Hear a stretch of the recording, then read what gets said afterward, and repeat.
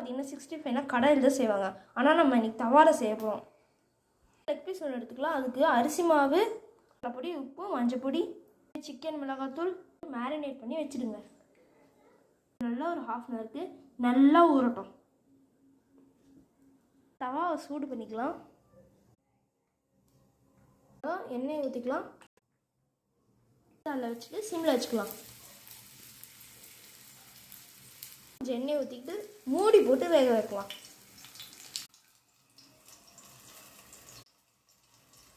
போட்டுக்கலாம், மூடிக்கலாம்.